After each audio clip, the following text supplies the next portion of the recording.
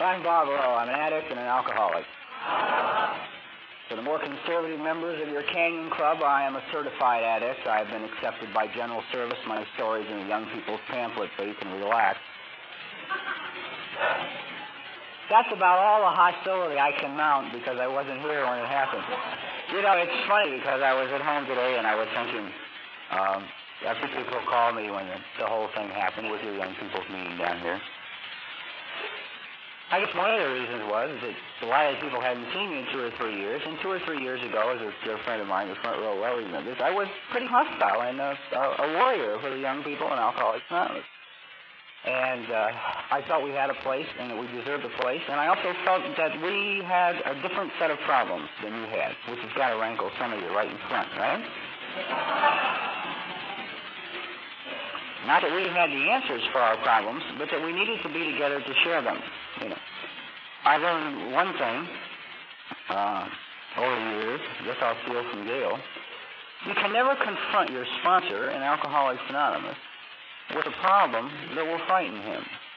You know, if it's an honest-to-God legitimate sponsor who really cares about your well-being, if he doesn't have the answer for your specific problem, at least he will lead you to somebody who can give you that answer. But however, if you come to us with a solution to your problem, you can frighten the hell out of us. You know, I learned one thing. It's not the problem. It's after we have sat down and given it a lot of good, clear, honest thinking and have figured out how we're going to handle this problem is when disaster strikes, you see. So share with others. I'm glad to be here. I used to live in Laguna. I do remember the, days of Laguna under 40 well. We were all pretty crazy, and all but one was still sober out of that group, out of about 15. I'm sure there were many betters, and many people at the time were convinced that not one of us would make it, let alone all but one would. And I can remember a lot of people who came in, young people came into the meeting in Laguna Beach, said, "We don't like this meeting. It's a clique. It's a clique. You can't get inside the clique, see?" And we were junkies and drunks and homosexuals and weirdos and crazy, and that was a pretty mixed-up bunch of people, all of us. And the clique, interestingly enough, the only requirement for membership to the clique within the Laguna Beach under 40 at that time was don't drink or get loaded. Just don't get, that's all the requirements we had. You see, we weren't smart enough to think of extra things, that we should be a certain kind of alcoholic in order to belong. I would tell my story, but I don't really think it would do a tremendous amount of good at this meeting. God bless the guy with 25 years. It's always difficult, I find, for me as a speaker, to get up after somebody celebrates over 20 years of sobriety, especially if they sum up this 20-some-odd years of sobriety in like 3 minutes and sit down, right? And then you're expected to get up with maybe 1/3 of that amount of sobriety and take an hour. You feel a little ridiculous, or at least I do sometimes. For the newcomer, if I was you, I'd grab that sweater, bring a half a buck any place.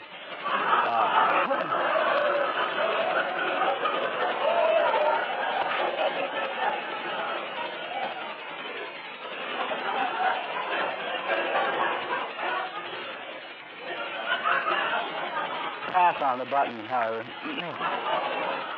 And also steal a book on your way out the door. If you're a young person in Alcoholics Anonymous, my story can best be summed up by saying that if it was made by Mexicans or Indians or Orientals or pharmaceutical houses, if it could be drank, smoked, injected orally in the arm or rectally over the years, if it was available, I tried it. If I liked it, I would go to any lengths to try it again. That's my story. Everything I ever put in my body, I put in for one reason. For the first 4 or 5 years, it made me feel better. It changed me. It made me many things, but generally it made me comfortable. I was intense, tight, and hostile most of the time. When I was loaded, I was peaceful, quiet, and easy to get along with. Unlike a lot of people, they get drunk and they become belligerent. I was belligerent when I was sober, and when I was loaded, I was peaceful and quiet, and I liked people. And you couldn't get me angry when I was loaded. I felt good. I was comfortable. I came into Alcoholics Anonymous a little over 8 years ago, and I don't believe in percentages, but to use one that you'll all understand, I'm one of the 50%ers. Despite what many people thought in the beginning and over the years, I'm still here. and had continued sobriety since my first meeting. And this is funny now. I look back on it and I laugh. I have to laugh because I didn't think I was going to make it in the beginning. I didn't think I'd make the first year. I guess the first year is the most frightening. If you're new tonight, if you're confused, that's good. That's very good if you're confused. If you maybe don't think you have a drinking problem, maybe you figure you're not really an alcoholic, you're here as a direct result of a 10 or 15-year run of bad luck,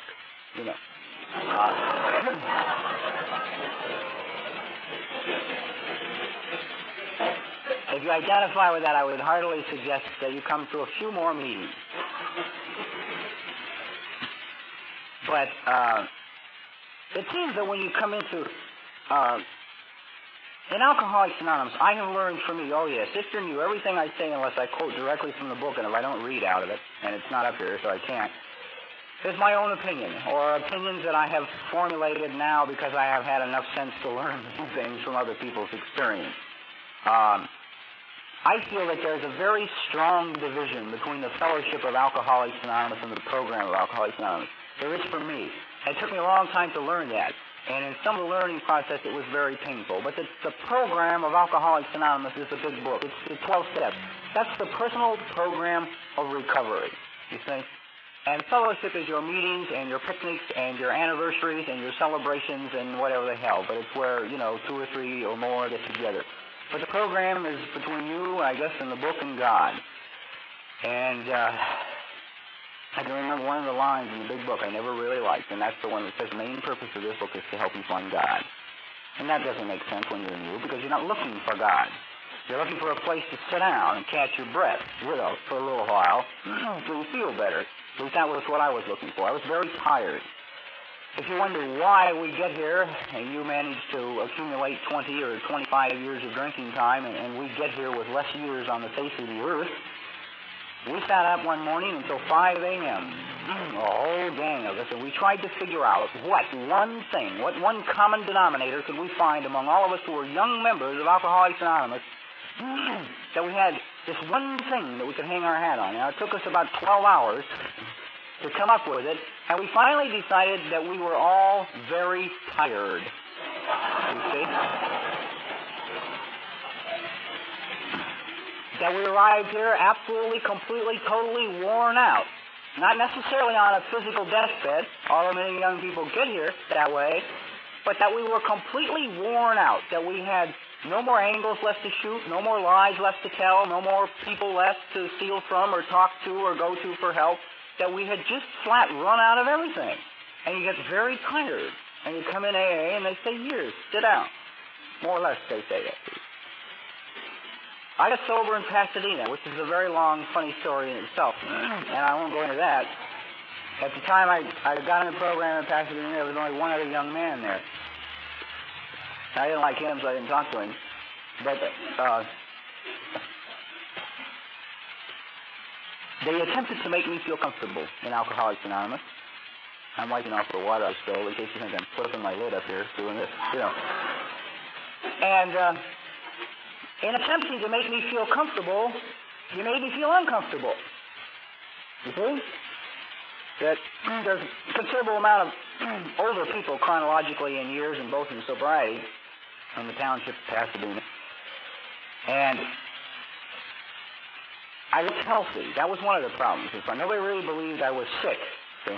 I came to Alcoholics Anonymous. I was sleeping on the roof of the Barber College in Pasadena. I was wetting my pants with great regularity, but I had a hell of a suntan,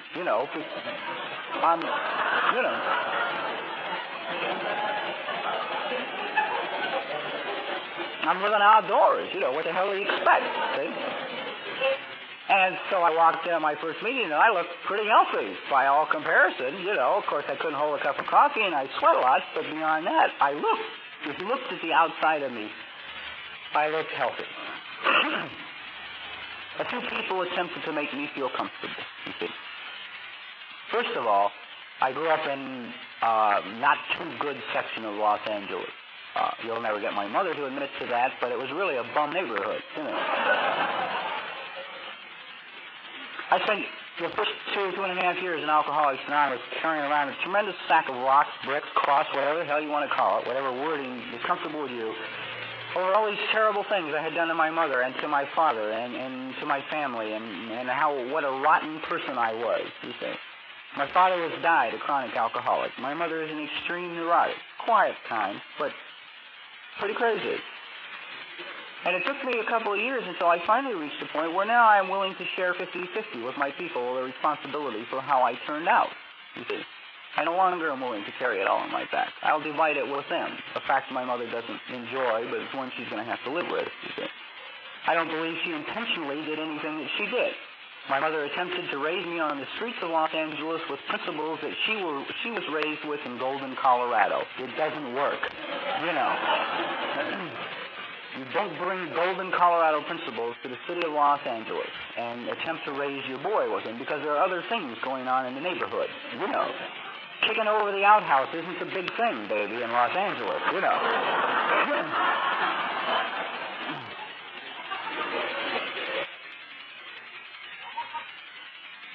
Anyway, I also lived mostly against the law. Most of the things I did over the years while I was a practicing addict and alcoholic were either immoral, illegal, or illicit. Most of them by choice. And so when I arrived at Alcoholics Anonymous and people begin smiling and they begin shaking your hands and they say, "Welcome, son, I'm glad to have you, and sit down and here's some coffee."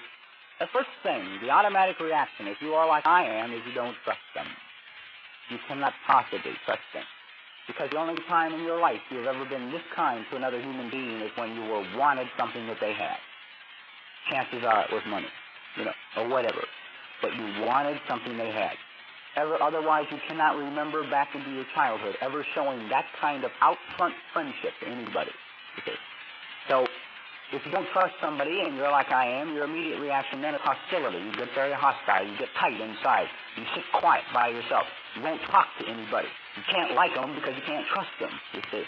And then they start to say things to you to make you feel comfortable. And these are the things I like to talk about because I believe one of the lines in Alcoholics Anonymous now I laugh about, and it made me very angry about a year and a half ago when it seemed to be really going strong. It was like I heard it at a number of meetings. People were saying, "Be careful what you say to the newcomer." And I thought, what the hell for? You know, I mean, why should we be careful what we say to the newcomer? Or where is the newcomer coming from? You know, what are you going to say to the newcomer? Are you going to scare him? He's probably terrified right at this minute, right? You know, are you going to tell him a dirty story? Or what are you going to say to the newcomer that could possibly drive him away if he's really whipped, if he's worn out, if he's really fortunate and has no place left to go? You can't find him. And I thought, my God, what is behind that kind of a saying? I mean, what would make somebody say, "Be careful what you say to the newcomer"? And I thought about it, and finally I decided, okay, what would make me be careful of what I would say to the newcomer? And I finally decided if I didn't want to tell him the truth about myself, that would make me say that.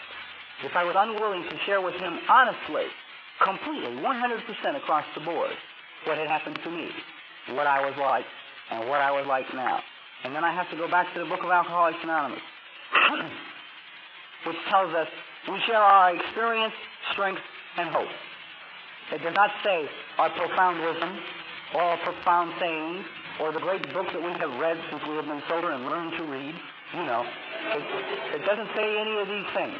It says that you share with a new person, eyeball to eyeball, 1-to-1, over a cup of coffee, your experience, strength, and hope. Experience means the truth. Experience means the truth about yourself. You say, now that's the mother, you know. But nobody told you that in the beginning in AA. All right? The very first thing that happened to me, as a little old man came up to me at my first meeting, and I went through a strange set of circumstances. A lot of Eskimos took me to my first meeting. I'll talk a lot about Eskimos later. But the second man who came up to me said, "I understand what it's like to be an alcoholic, and I want you to know that, and I want you to be comfortable here. I know the terrors of the drinking on the street." Now remember, I just came off a rooftop, man, you know, and I listened to this little old man, and he said, "I want you to know that I understand the terrible things like waking up in strange places with strange women. And I thought, well, I did not always wake up with girls, you know. I don't know where he drank, but where I drank, baby, anything could happen. So now, in his attempt, in an honest attempt to make me feel comfortable, I already feel different. Okay? Right?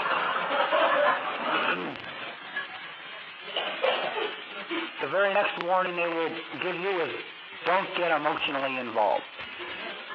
These broads will kill you. Or if you're a gal, they'll tell you the guys will kill you, you know, whichever. And you listen to that and think, yeah, well, you know, over the years, if you run with the crowd I run, you know a number of women that have the ability to kill you one way or the other, you know, emotionally, physically, or flat just turn you down, you know. Then the next person approached, and he had some good advice. I'm sorry that he had to narrow it down to a specific area. He said, because you're young, one of the very necessary things for you in order to stay sober will be to have fun. Have fun. Enjoy yourself. So go to a lot of AA dances.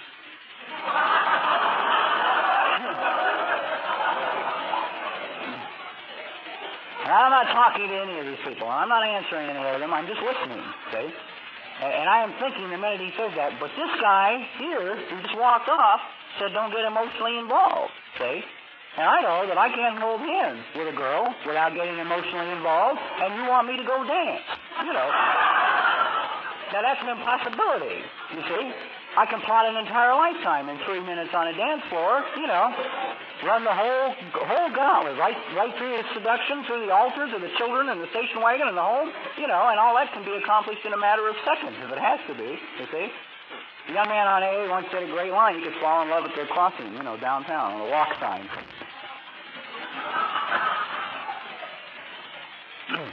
I think the alcoholic male is the only one that has the ability to give a prostitute $5 and fall in love at the same time. That makes you terribly uncomfortable. Go back to the fourth step.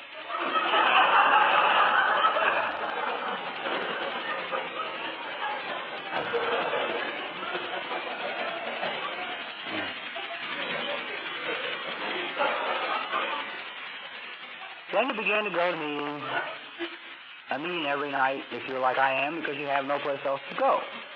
And the people who took you out of your doorway have just been evicted, so once again you have no place to live. And you go to meeting after meeting after meeting. And at these meetings you hear speaker after speaker after speaker.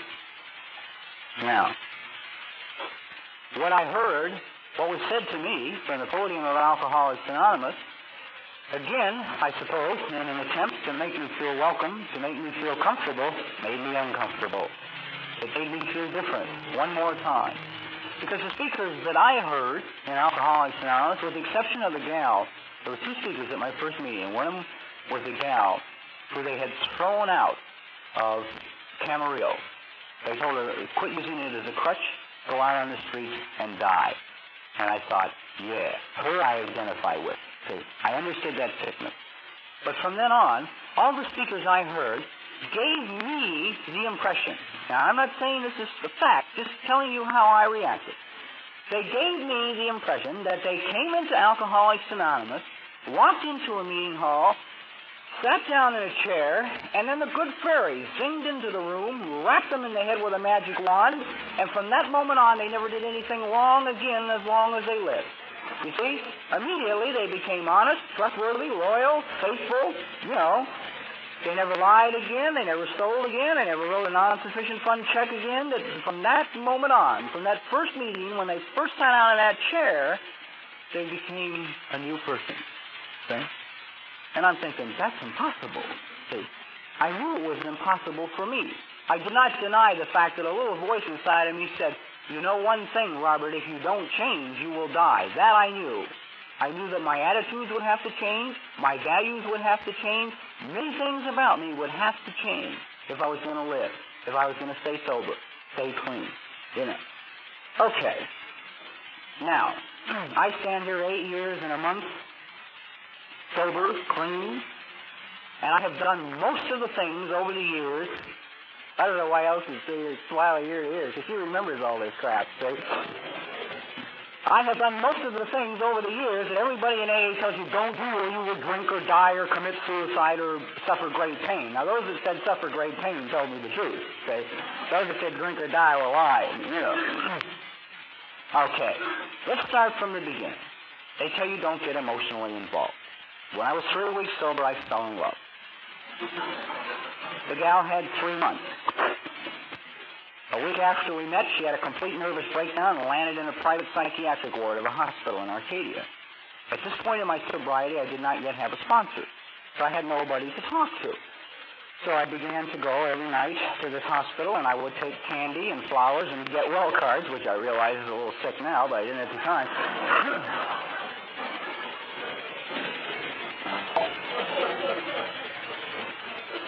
And she and I would sit by the swimming pool. It was a rather exclusive nut house. And hold hands and plan the rest of our lives together with God, AA, and the 12 steps. Right? In the psycho ward. And people say, don't get emotionally involved. We're both still here. Both married to different people and very happy about that, too. Because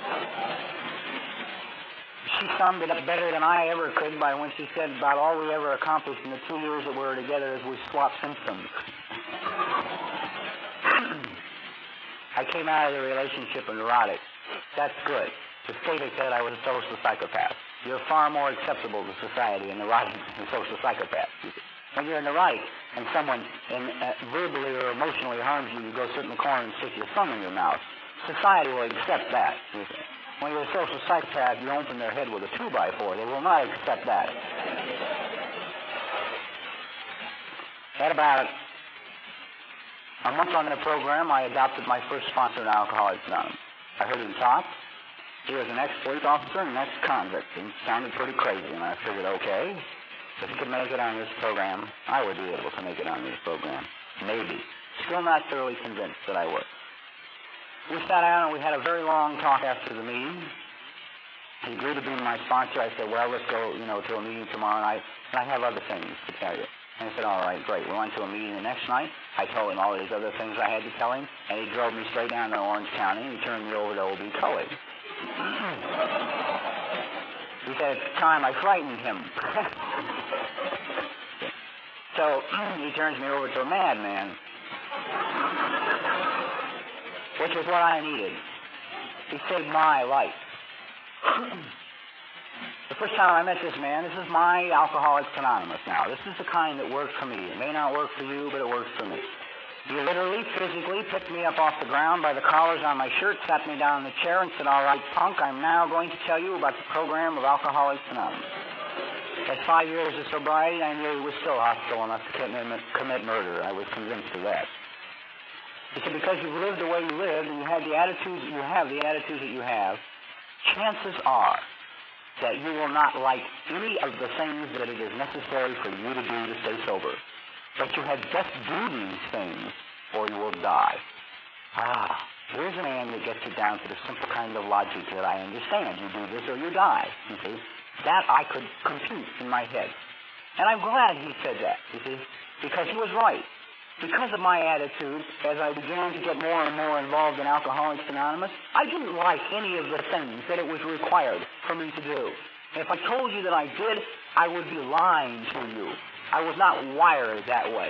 I heard so many speakers, I can't even think of how many, that would talk about the blissful experience of a 12-step call, of what a joy it is to help your brother addict, if I was at an NA meeting, or your brother alcoholic, if I was at an AA meeting. And you listen to that and think, oh, okay, we'll do that. That's going to make me feel better. And then I find out your sponsors will play tricks on you in Alcoholics Anonymous. That it becomes fun and gaming times. At least they did with me. The very first 12-step call they gave me was a guy who had been around Alcoholics Anonymous for 14 years. He had never drawn a sober breath. He could recite the book from cover to cover. He knew the 12 steps inside out, and he had personally met Bill Wilson on a trip to New York.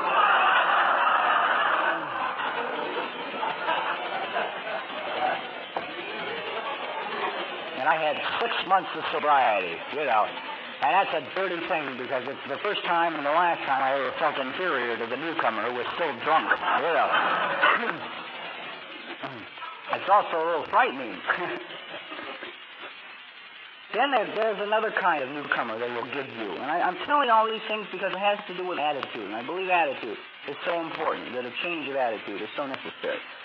The second kind of newcomer they came up with for me were the guys that they cut loose from county jail at midnight. They drink until 1:59. At 1:59, they buy a fifth of wine, drink it, and by 3:30, they're sick and want help. So by 3:45, somebody calls you see. And they tell you to go pick this man up. I had heard a tremendous amount of talk in Alcoholics Anonymous about gratitude, about being grateful daily, on a daily basis for what a task that is, or at least for me. Now, at this point, I lived in South Pasadena, and I had many things I did not have when I came to AA. I had an automobile, I had a driver's license, I had clothes to wear, I had a job, I had money in my pocket. All of these things were not there when I arrived. But when I would get in my car at 3:45 and begin to drive downtown, none of these things were in my mind, you see. I didn't have instant recall for gratitude. If anything, I had instant recall for hostility, you see. Because I would begin to drive downtown, the first thing I resented was the hour. The hour. It's a terrible hour. It interferes with your sleep. It may even interfere with your job. Secondly, you know he's drunk, you know he's sick, you know he's going to throw up in the car, and that's $5 at the car wash. Thirdly, you've got to put the guy in a 12-step house. That's another $5. So here it is, 4 o'clock in the morning. I'm already out $10. I don't even know the guy yet, haven't met him, and I don't like him. Okay?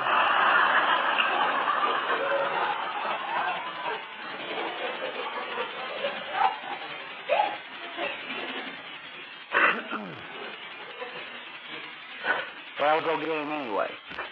Might not even talk to him. See? I might lay some of the really good, honest AA on him, like don't drink and go to a lot of meetings. That would be it. See? The entire extent of my dialogue between he and I would dump him in a 12-step house, and maybe I would never see him again. And while I might say, oh my God, that's terrible. You know.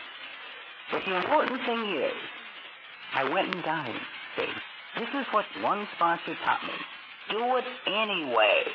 Even though you don't want to do it, go do it. It may save your life. And I can never remember the first 18 months of sobriety making a 12-step call with a good attitude. With a good attitude. One reason, I was not yet secure enough in my own sobriety.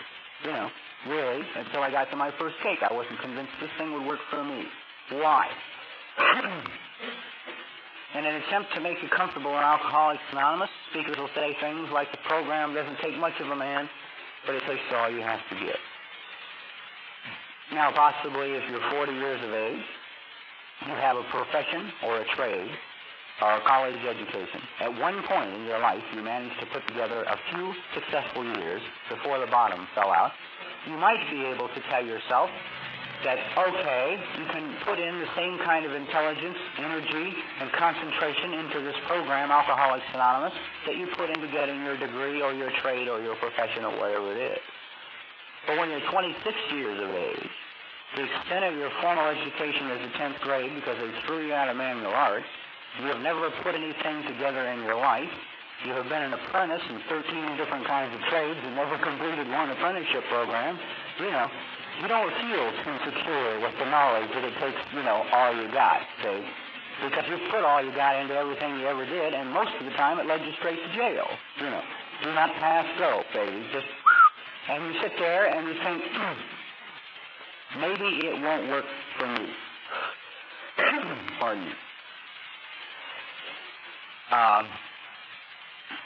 Another thing in Alcoholics Anonymous I learned the hard way, and I guess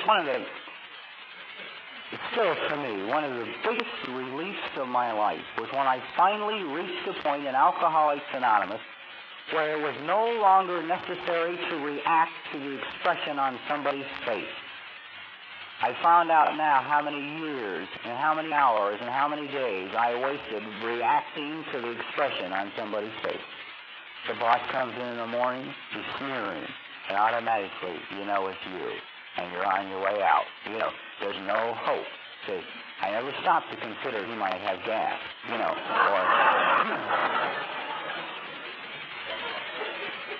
or might have had a fight with his wife, or maybe he was on his way out, you know. You see, it was always me. And I guess a friend said once, and I believe in it 100%, if you're the type of person that really enjoys the depression, I can tell you how to get an immediate one with little or no effort on your part. All you have to do is pick out somebody at a meeting, any place, who is dressed nicely, cleanly shaven, or well made up, if it's a gal, and look at their outsides, compare their outsides to your insides, and you will become depressed immediately. Now, the only thing I can cite to you as an example, do not compare outside with inside, is my own story. I eventually got a job in Alcoholics Anonymous. That was a chore, and I had to lie to get it. You see? Eventually, I had to tell the company the truth. But originally, after 100 and some odd applications, I went back to my sponsor, and I said, I am being entirely, rigorously honest, and they are not hiring me. You know, because when it said on every application, it says, have you ever been arrested? And you put yes, and then it says, if you put yes, if so, please explain. You see? And I would explain, and I would get an additional sheet of paper, and I would continue to explain.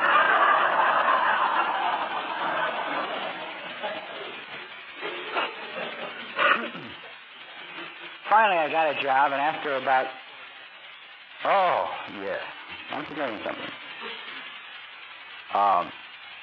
When I look back a couple years ago, I guess it was, 2-3 years ago, over my at that time, 5 years in Alcoholics Anonymous, I tried to figure out why in the hell did I screw up so badly so much of the time? Why was it that everything I tried to do sober was wrong, you know? And it would backfire on me, and I would either get fried physically or emotionally or financially, but somehow I would get fried as a direct result of the things that I did sober. And a gal on TV one night who used to be the head of the women's city jail in the city of New York was asked about rehabilitation. The man said to her, what do you do about rehabilitation in the jail? And she looked at this man and she said, we get most of these girls between the ages of 18 and 35. And they have between 18 and 35 years of crippling. And I get them for a year. And you cannot undo 18 to 35 years of crippling in 1 year. And I thought, my God, that's our story in Alcoholics Anonymous. I arrived at Alcoholics Anonymous after 26 years of crippling. And you do not undo it in 1 year, or 2 years, or 3 years. There was no good fairy to wrap me in the head anyway, baby, and turn me into a superhuman being at my first meeting of AA. And I realize now I came to Alcoholics Anonymous like a computer program, conditioned. I had certain ways of reacting to certain people in certain situations. I had somebody from up above been watching me go through this 26 years prior to Alcoholics Anonymous. I realize now, and only as a result of the fourth step of AA, they could have predicted my next move. Sober. They could have predicted my next move. The only thing that happened was there was no more chemicals in my life, but I was programmed. I would react certain ways. Everyone tells you about being rigorously honest, sober. Let me tell you about a few of the things that I have done sober without any planning at all. No scheming or manipulation on my part, just simple things. At 17 months of sobriety, I defrauded an insurance company for $250. Oh, my God. It was easy. It was like one of those things you dream about when you're on the streets running, you know. A man put 2 pieces of paper in front of me, and the only thing that was required from me was my signature. If I signed these 2 pieces of paper, I would receive a check from this insurance company for $250. Now, I would sign, once there was a time when I was on the street, I would sign absolutely anybody's name to anything to achieve money. In fact, payroll checks was one of my better things.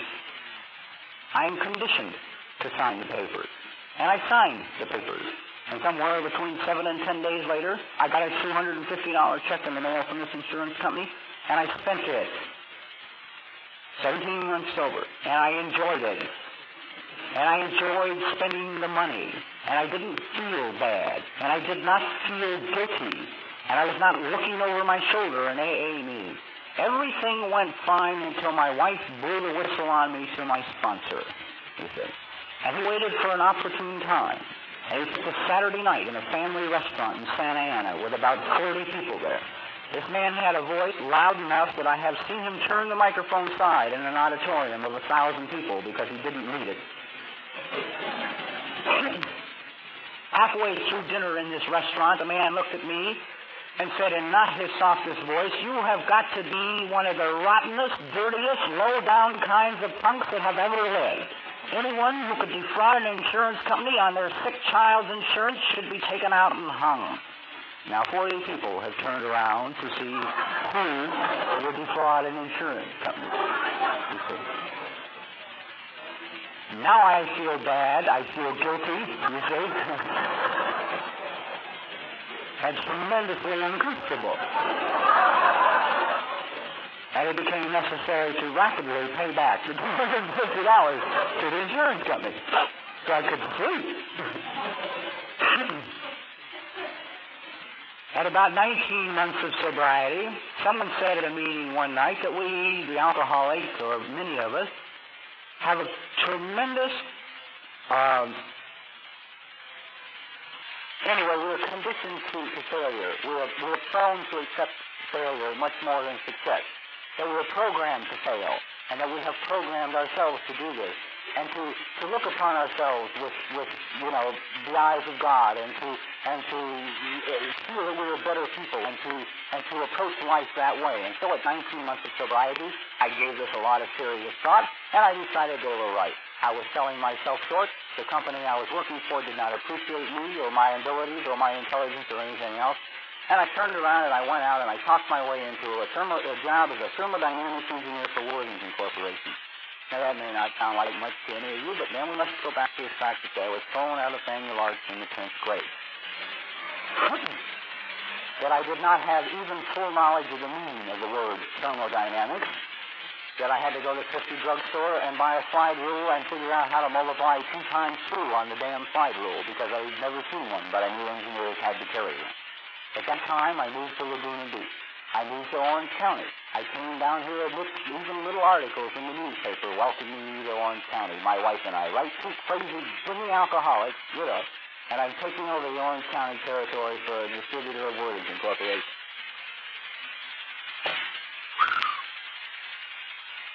Okay. I lasted 8 months, which is some kind of wild, unbelievable miracle in itself, which shows you how smart plant engineers are, right? If you can pull that number off. For 8 months, there's a lot of people who are very absorbed in themselves, you know.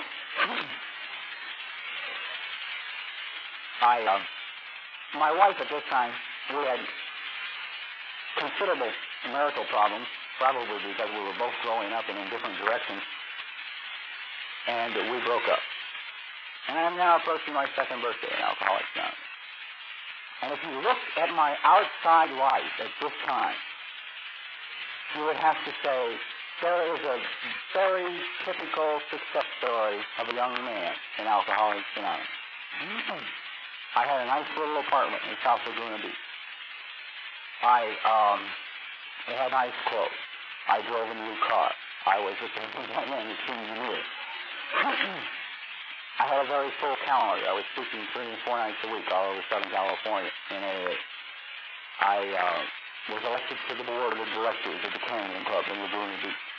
I was made secretary of this dearly beloved intense Wednesday night speakers meeting in Laguna Beach. I lasted 2 weeks before I cracked up, but anyway, it's like all of these great things are coming my way because you see everybody around me is looking at this outside image and saying, my God, he's well.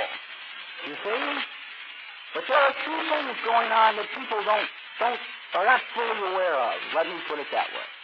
First of all, once you have presented this type of image outwardly to people and they accept it, they help you keep it in Alcoholics Anonymous. In fact, if you give them an opportunity, they will kill you with it in Alcoholics Anonymous.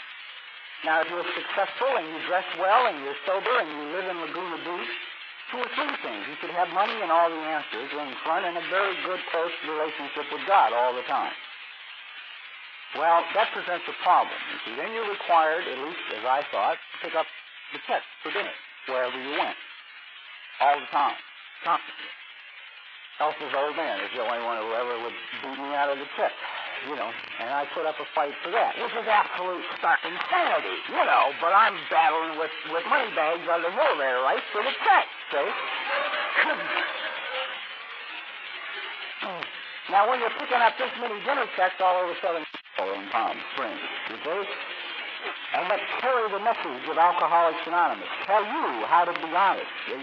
Now, I'm just trying to point out to you how ridiculous it is to compare your inside to somebody else's outside. Because my outside, to all appearances, I had it made. I really had it made. And that will foul your talk when you're trying to figure out how to cover a $75 check on Monday and you don't have any money. My sponsor wouldn't even say to listen, and he didn't even know about the check. Eventually, also around this time in Alcoholics Anonymous, I began to give God some serious consideration. First of all, because now by this time I had been sober and clean for over 2 years, and I can write that off to no other thing in a power greater than I. I couldn't chalk it up to my intelligence or my endurance or my ability or my dedication to AA or anything other than a power greater than myself. Was the only way I could explain away these 2 years of sobriety.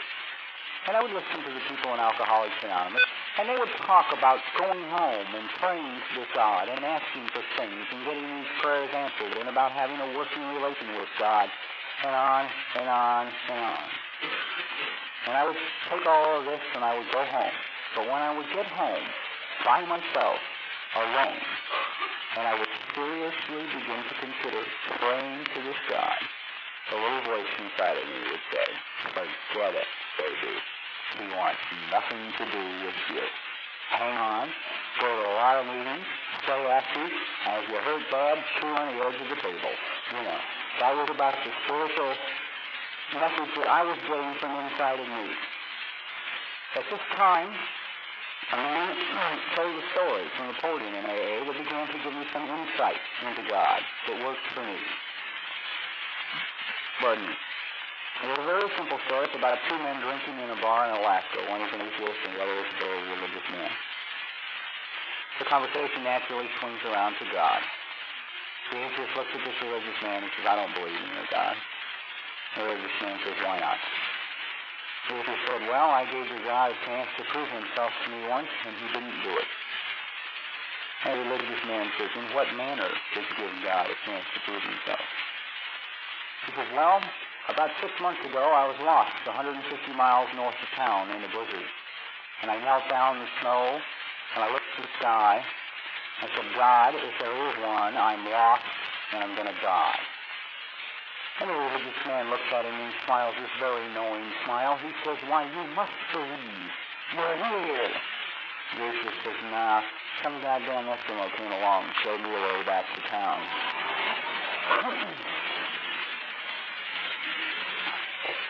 Now, the only time one of my sponsors would talk to me softly about God, or talk to me softly, would be when we would discuss God with me.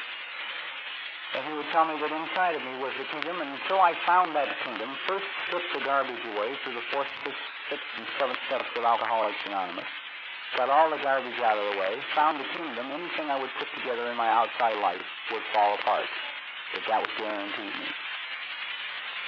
So now I start to look for Eskimos. I can accept Eskimos because I never called AA. I got here as a direct result of Eskimos. I was sleeping in the doorway on Fair Oaks Boulevard in Pasadena, and a guy who owed me a tremendous amount of money came by, took me out of the doorway, took me to his apartment, and a girl 2 doors down the hall went to AA. That's how I got to my first meeting. By the way, she was half drunk. If you say, be careful what you say to the newcomer. It's like, she opens the door, looks at me, and says, well, AA will work if you want it, and I'm not ready to quit drinking.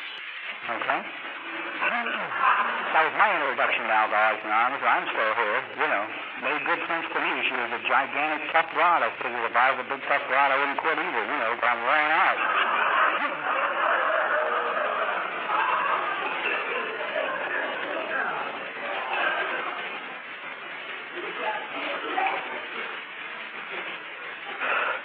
so at this point, again, at around 2 years after having spent 5 days locked in my apartment in South Laguna in total fear, and an interesting thing,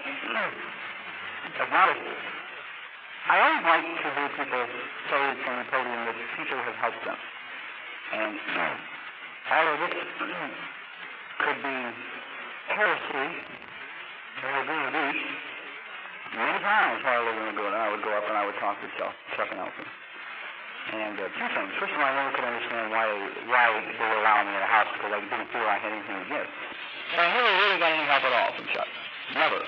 Nothing he ever said made any sense. Ever. And Elton used to laugh. Now here I got straight answers from him, but he takes too long, man. He goes clear around, out like this, and back to the point, you know. When you're 28 years old, 2 years sober and dying, you want it now. You don't want to wait, man, for all this, you know.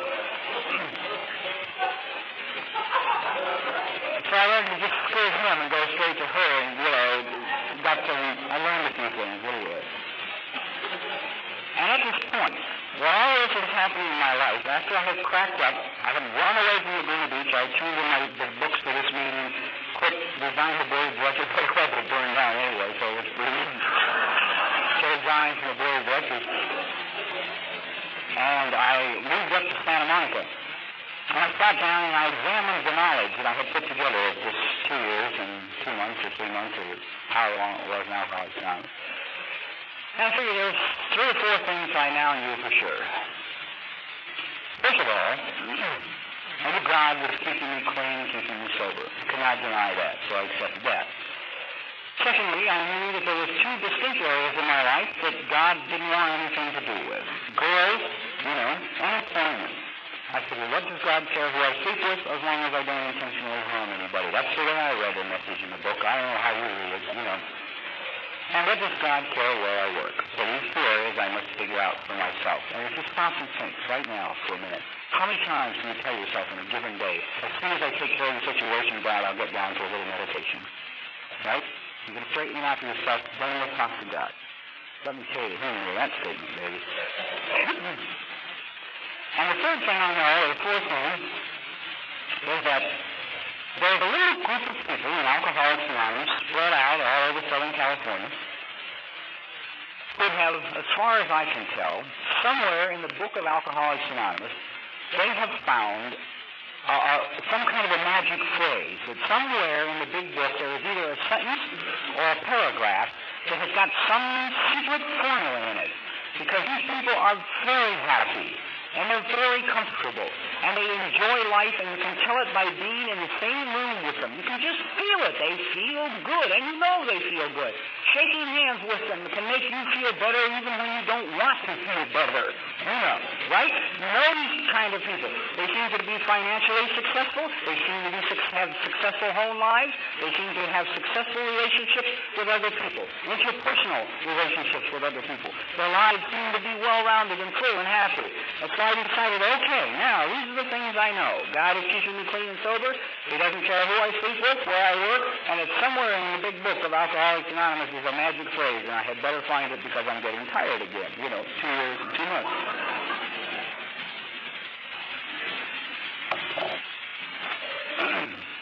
So I spent the next 2 years armed with these facts. Approaching my 5th or 4th birthday in Alcoholics Anonymous, I had just been financially bankrupt. I did not own an automobile. There was not a female anywhere in sight in my life. I was living in an apartment with a friend of mine, male, in North Hollywood, unable to pay my share of the expenses, and I was working in a car wash for $1.25 an hour. And I told my friend I will not take a 4th birthday cake in Alcoholics Anonymous, and he said, why not? And I said, it's very simple. What the hell am I going to tell the newcomer? You know, come in here and stay clean and sober for 4 years, you can go bankrupt, be without a car, work in a car wash for $1.25 an hour? You know, I mean, newcomers with better jobs than that, my God, you know. This is my story is what bothered me, because this is emotionally, it is a story of many, many young people. You see, there is a separation. I believe young people's meetings are absolutely necessary so that we can share our experiences today. Because we are not coming in here with trades or professions or doctor's licenses that we can get back from the state, or legal licenses as lawyers we can get back from the state, or degrees in any special field. We're coming in, most of us thrown out of high school, crazier than hell, and completely worn out with a tremendous amount of enemies, because we move very fast. You see? And although we must go to the older, wiser people in Alcoholics Anonymous many times for the answers, we need to hear other people at a meeting on that day that also have been fired sober, okay? Or who are also drawing unemployment sober, or who also hung 4 or 5 checks last week sober, and they're trying to figure out how to cover it. I also don't want answers from anybody in Alcoholics Anonymous who has not had the experience. I believe that if you do this to a member, you are cheating them, because our books are our experience. If you haven't had the experience, take them to somebody who's had the experience. I don't want somebody instructing me on how to pick up my bad checks who didn't write a few himself when he was sober, because he cannot possibly understand what is going on in my gut, and he can do no more than make me feel different in trying to help me. I have learned with the experience the truth about the things that have happened to you. That's all you've got in this program. Okay. I'm now 4 years sober. They gave me a cake on the Sunday morning meeting in the Glendale Sanitarium meeting because they felt it was appropriate. I should have it there. Shortly after I took my cake, an Eskimo drove to the car wash and offered me a better job. Not necessarily one that paid more money. I mean, it paid more money. It wasn't necessarily better, and it was not one that required a great deal of intelligence. It was a trim press operator in a die casting shop, which all you had to do was take a thing, put it here, push 2 buttons, take it out, and put it there. That's it for 8 hours, baby. That's all the intelligence required. All the concentration required. I went to work on this job, and I began to hate it. And one night I talked to Elsa, because she could give me the answers, and she told me I had bad attitudes, which I knew anyway. That was not new. But I was going to work for a long reason, so I should go with love, and there's never any result. And I don't have time to tell you everything she told me. But I changed my attitude on the job, and it helped. And I stayed on this job for about a year. And an opportunity presented itself to go to the 11th International Convention of Young People in Denver, Colorado as a speaker. This time I could afford it.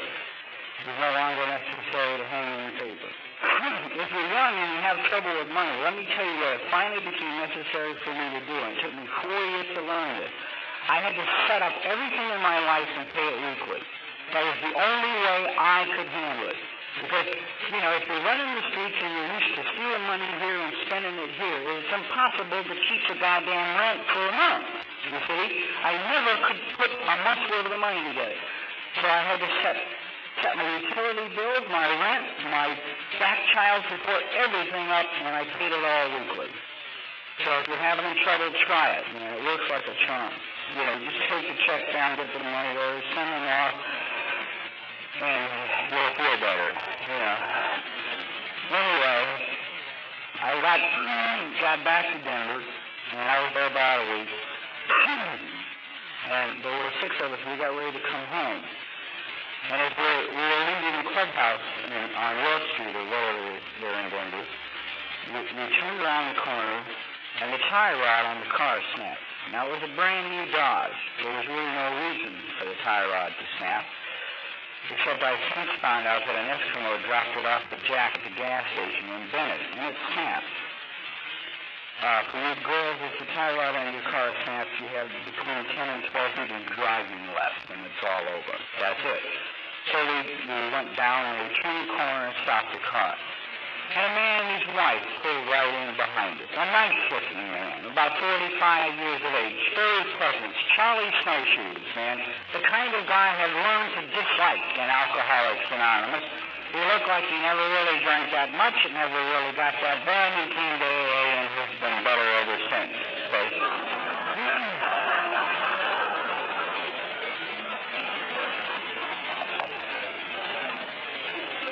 With this man as his wife, and his 3-year-old daughter, and they pulled in behind us. Well, everybody with me at that time knew the Eskimo story.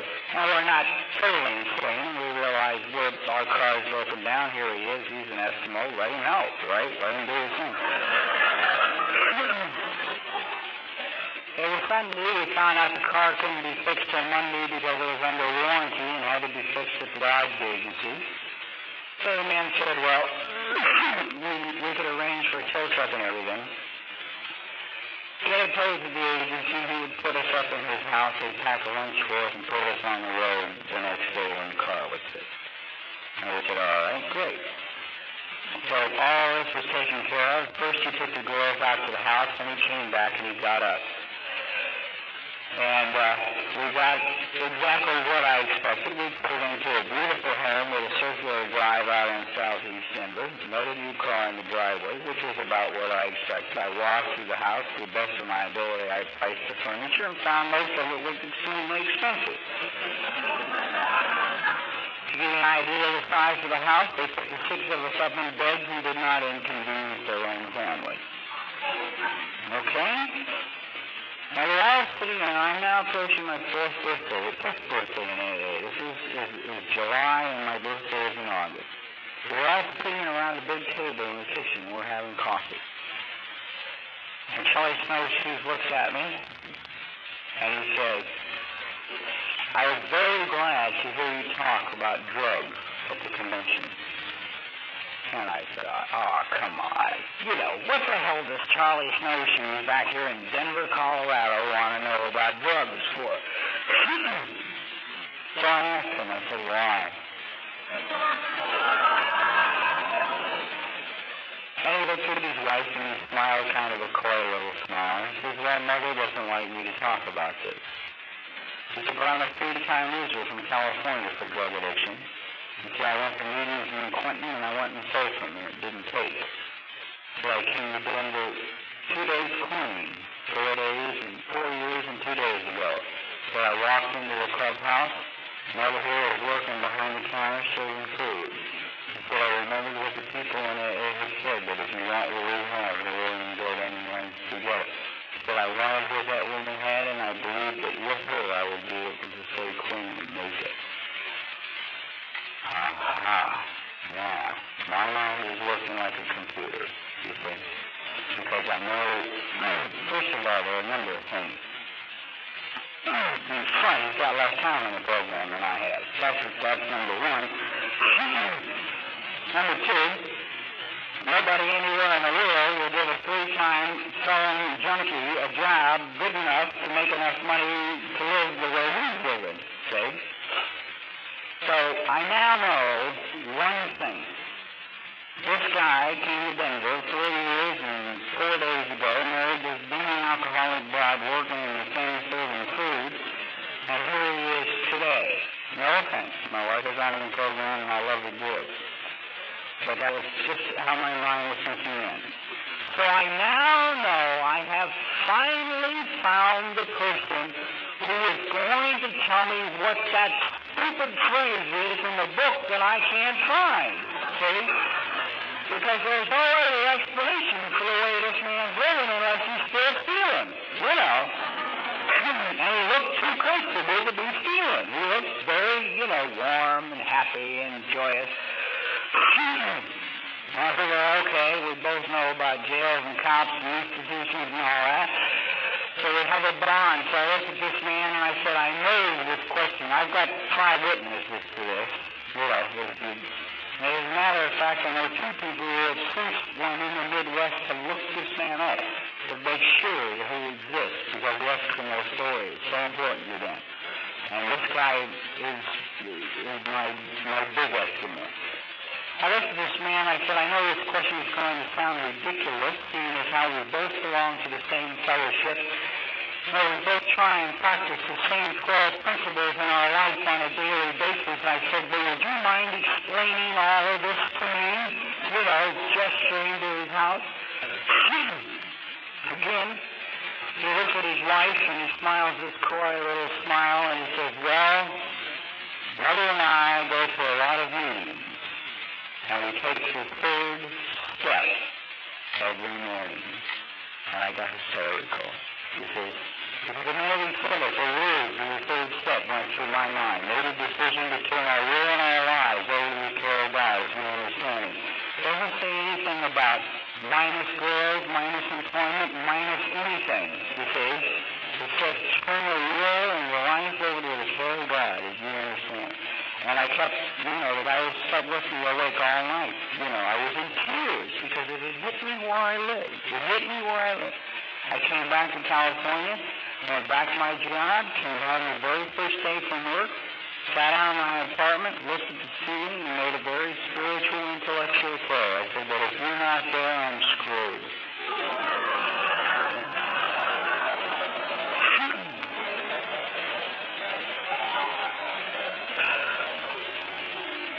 Because I realized if there was not this God there, if there was no power, if he could not completely take control of everything in my life, I would not make it. I would not stay sober, I would not stay clean, and I would die. And that was that simple. I went to work the very next day. I placed a brand new Allen head wrench into a brand new Allen head bolt. It slipped. I went backwards, fell against one of the furnaces, and crushed 2 vertebrae in my back. Short time later, I was in the Van Nuys Emergency Hospital, and once I had convinced the physician that 2 aspirins were sufficient and everybody had left the room, I looked up at the ceiling in the emergency room, and I said, you waited 5 goddamn years. 5 years just for me to surrender so you could get anything, right? Because now they have told me I can't stand for long periods of time again, and I can't lift anything heavy because I had a lot of injuries over the years. Most people with bad attitudes become a program. I've had a lot of injuries over the years. And at this moment, while I'm just really just as angry as I've ever been in my life at this God, because he just, I surrender and boom, I get it, see? And I guess I secretly believe that all along. A little voice inside me I had never heard before said, why don't you just shut up? And I thought, okay, I'm tired. I will shut up. And I shut up.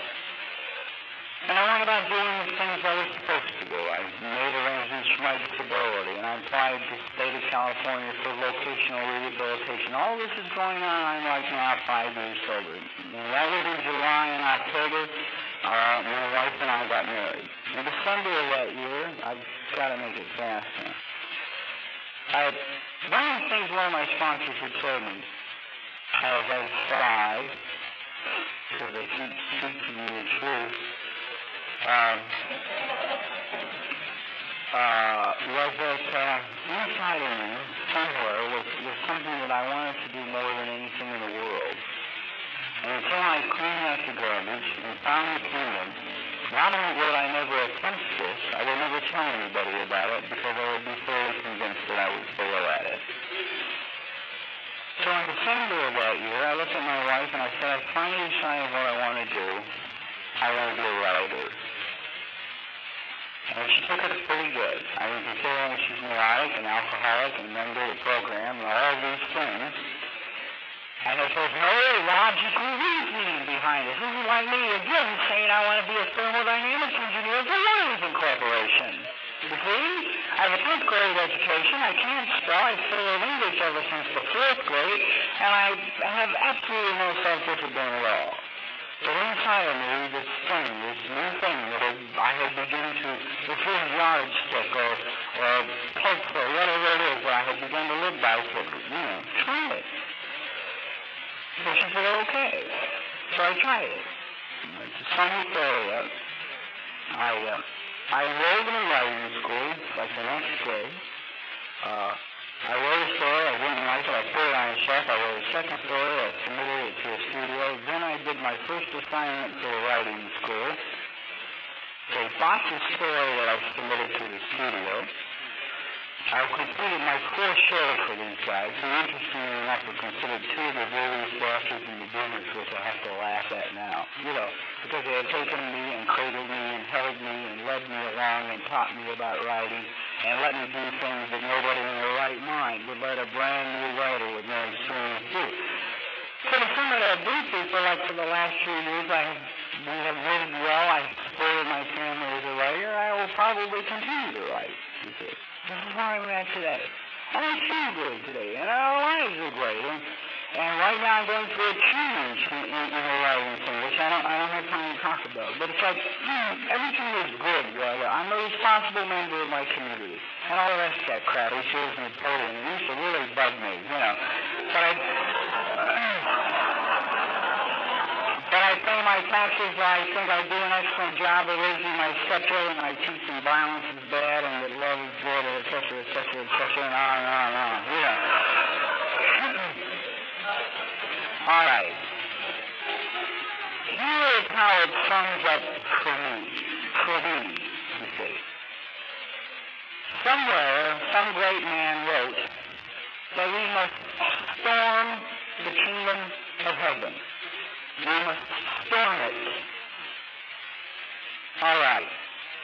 I believe that unless you come, this is only my own opinion, unless you come to Alcoholics Anonymous on a physical deathbed, the first surrender you make is you surrender the chemicals, the alcohol, the drugs, etc., to the AA, to the fellowship, to the program, and maybe to this God that you don't understand.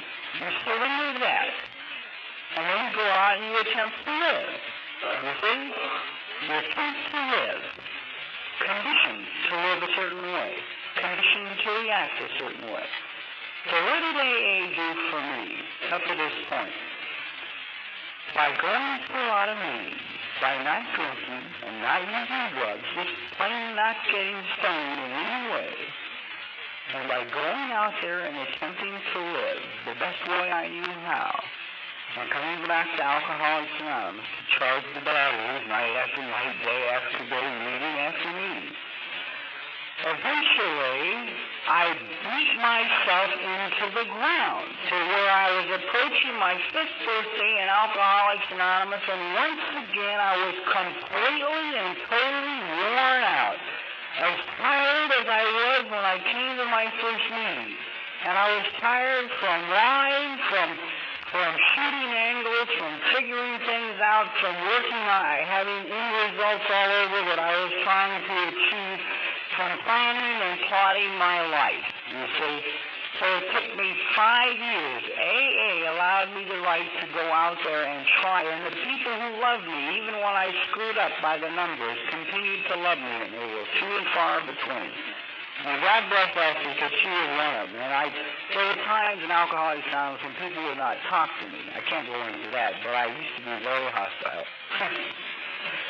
Anyway, so AA gave me this. It let me go out there, and it let me try to learn how to live. And by doing so, I beat myself into the ground, and it became necessary to make a second surrender, a spiritual surrender, to throw in the towel on my life.